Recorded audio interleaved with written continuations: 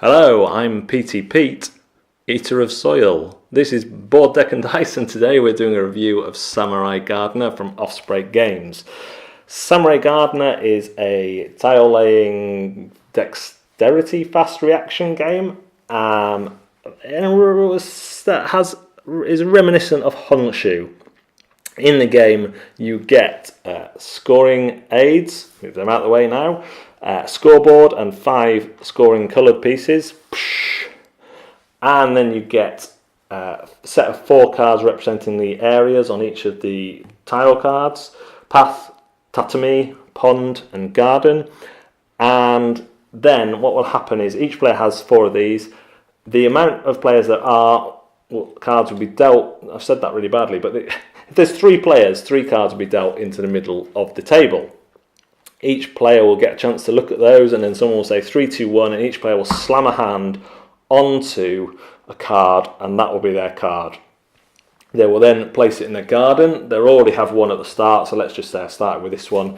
And what they're trying to do by either overlaying at least 1 square or putting it next to it, trying to get at least 3 in a row to score. You can only play cards vertically, but you can spin them around like this. And so in this case, let's say I did that, then I would score the garden. And what would happen is I would flip over the garden.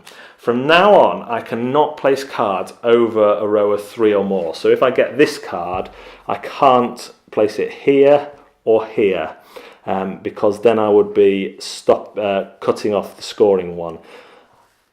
Once I've scored some other things, so can I do anything here? I could go there, for example, and get the path. So I turn it over, and what you really want to do is score multiple things in the same round, because you get a bonus for that. And the longer they are, up to 5, you score. Once they get beyond 5, you don't score anymore. I can now only score the pond and a tatame. Until I've scored both of those, I can't score the other 2. When I've scored both of those, everything flips round, and I can then score the others again.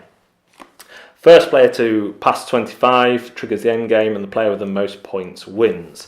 You get 1 point for a row of 3, 2 points for a row of 4, 4 points for a row of 5, and 6 or more scores nothing. If you complete 2 rows in one go, you get 2 bonus points. 3 types of row in one go, you get 4. All 4, you get a bonus 6 points. That is Samurai Gardener. Now, Samurai Gardener is an odd one. I really like the card laying, tile laying aspects. I really like the scoring, the way you have to focus on different elements, and you're not allowed to cover up things you've already scored. And you can either try and score big straight away with a big 5 line, but then it's dead for the rest of the game. So what you really want to do is score 3s and then add on to them, but build them in such a way that you can score multiples at the same time. The speed test is always going to favour one player, and although the cards are fairly well balanced in that there is usually a card I can use there to do something, there are times when you're not going to get the card you want. The rulebook talks about some different ways of doing it, and I agree with Michael from Two Can Play This Game that drafting is the best way to do it. So I would do it slightly differently to how Michael did it. I would each player takes the amount of cards of players they are plus 1. You take 1 and you pass them on, and then you take 1, and when there's 1 left you just discard that, and then you build however many you've got and have a round of scoring. I think this makes it more tactical.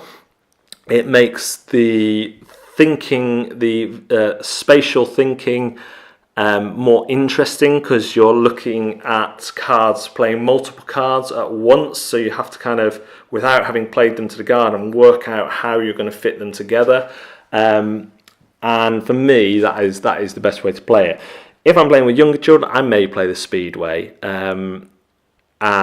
It's not totally without merit, and actually played it with a group of adults, and we did have a lot of fun slapping each other's hands. If you are going to play that way, I would suggest that you don't play with competitive people for who the score matters, and you just see it as a fun experience, quite zen-like experience of building up this samurai garden. Nice game, nice art. Variety of play in terms of you can speed it or draft it. As an alternative, it's funny, this and Honshu, I would say the same, I have the same criticism for them both, is that the initial part of getting the cards is the weakest part of the game. The placing of the cards and the scoring is the strongest, but that way in Honshu of really basic trick taking, and in here the speed are the weakest parts, and I think in both games drafting is a much more sensible option. So that is Samurai Gardener. I like it.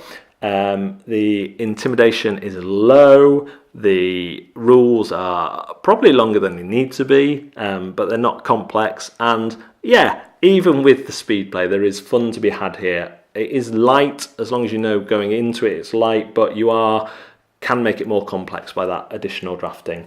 This has been Board Deck and Dice. Thanks very much for watching, and we'll see you next time.